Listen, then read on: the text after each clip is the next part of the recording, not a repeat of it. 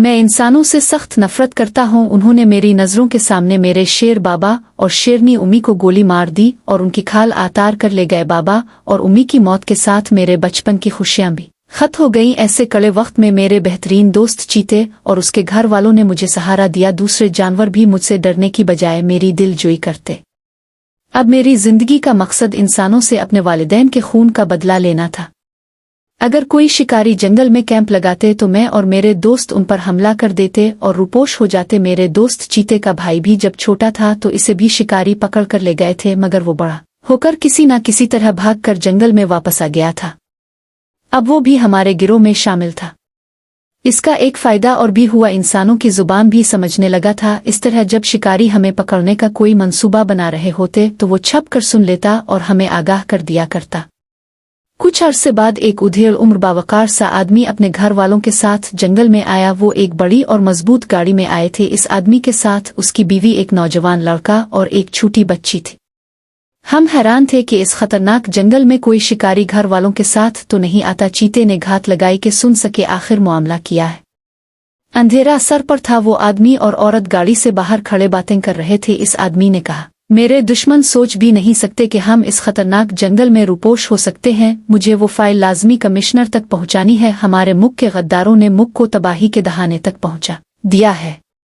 मैं सुबह ही महफूज रास्ते से रवाना हो जाऊंगा। औरत बहुत परेशान लग रही थी, बोली, मुझे बहुत खौफ आ रहा है। सुना है ये जंगल खौफनाक दरिंदों से भरा पड़ा है। अगर उन्होंने हम पर हमला कर दिया तो? आदमी ने इसे तसल्ली दी, फिक्र मत करो, बस दुआ करो। वैसे भी अपनी गाड़ी बहुत मजबूत और शीशे बुलेट प्रूफ हैं। अगर दरिंदे आ भी गए तो सिर्फ धुएं वाला शेल इस्तेमाल करना, बस वो भाग जाएंगे। उन बेजुबान जानवरों पर कोई हथियार इस्तेमाल मत करना। वो दोनों गाड़ी के अंदर चले गए। चीते ने हमें उनकी पूरी गुफ्तगू से आगाह कर दिया। मैं सोच में पड़ गया कि इंसान भी कोई अच्छा काम कर सकते हैं, क्योंकि अब तक मैंने इंसानों का जालिम रूप ही देखा था, मगर ये आदमी अपनी और अपनी बीवी बच्चों की जान खतरे में डालकर भी जानवरों की भलाई की बात कर रहा है।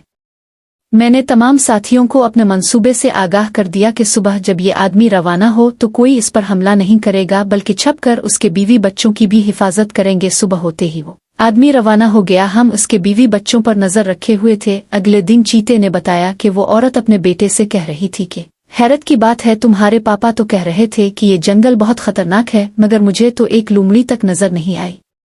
वो लड़का भी हैरान था। मैं ये सुनकर मुस्करा कर रह गया। कुछ देर बाद अचानक कुछ गाड़ियों की गुड़गुड़ाहट की आवाजें आना शुरू हो गईं। हम फौरन चुपने हो गए और तेज रफ्तारी से भागते हुए इस आदमी की गाड़ी के आसपास घनी झाड़ियों में छप कर देखने लगे। वो 3 बड़ी गाड़ियां थीं, जिसमें से 18-20 अफराद बाहर निकल आए। उनके हाथों में खतरनाक हथियार थे। एक गाड़ी में से जो आदमी यात्रा, इसे देखकर मेरी आंखों में खून आतर आया। ये वही आदमी था जिसने मेरे वालिदैन की जिंदगी का चिराग गिल किया था। आज भी उसके हाथ में एक खतरनाक बंदूक थी। उसके दूसरे हाथ में गेंद जैसी कोई चीज थी। मेरा रवां इस पर हमला करने के लिए बेताब था, मगर अभी सूरत हाल का जायजा ले रहा था। चीते ने बताया कि इसने दूसरे हाथ में बम पकड़ा हुआ है। ये एक खतरनाक चीज है जिससे लम्हों में गाड़ी और उन लोगों के प्रख्चे अलिफाड़ जाएंगे। वो चीख कर उन्हें बाहर आने का कह रहा था। वो तीनों रोते हुए गाड़ी से बाहर आ गए। इस आदमी ने बम अपने साथी को पकड़ा दिया और औरत और लड़के को घुटनों के बिल बैठा दिया और बच्ची का बाजू पकड़कर इसे बेदर्दी से मां की तरफ धकेल दिया। औरत ने लपककर इसे गोद में ले लिया। लड़के को गुस्सा आ गया। इसने अलिफाटे कर इस आदमी पर हाथ अलिफाटेना चाहा, मगर उसके एक साथी ने लड़के के सर पर गिन का बट मारा। वो लड़का तीवरा कर गिर पड़ा। वो आदमी मकरू अंदाज में हंसने लगा और बोला, तुम्हारा बाप क्या समझता था कि मेरे मंसूबे इतनी आसानी से मंजर आम पर आ जाएंगे? इसका एक करीबी साथी जिस पर तुम्हारा बाप दिल और जान से एतमाद करता था, मैंने खरीद लिया है। इसी ने मुझे तुम्हारी रूपोशी की जगह बताई थी। तुम्हारे बाप को कमिश्नर के ऑफिस पहुंचने से पहले ही हमने पकड़ लिया। ये कहकर इसने एक साथी को इशारा किया। इसने पिछली सीट पर पड़े आदमी को घसीट कर नीचे आतारा और जमीन पर पटक दिया। इसे देखकर इस औरत की चीखें निकल गईं। वो इसका शौहर था। वो जख्मी और नीम बेहोशी की हालत में था। बच्चे भागकर अपने बाप से लिपट गए।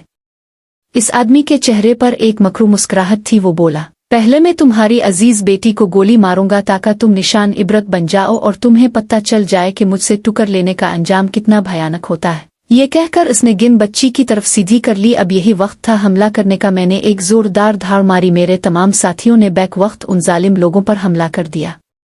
उन्हें अपनी गिने सीधी करने का भी मौका नहीं मिला। वो आदमी और उसके बीवी बच्चे हैरत से ये मंजर देख रहे थे कि कोई दरिंदा उनकी तरफ देख भी नहीं रहा है। वो आदमी को सहारा देकर गाड़ी तक पहुंच गए। औरत और बच्चे गाड़ी के अंदर चले गए, मगर प्रोफेसर गाड़ी का सहारा लेकर बाहर खड़ा रहा। मैं इस जालिम आदमी को अपने नोकीले दांतों से बारी तरह अलिफा दे रहा था।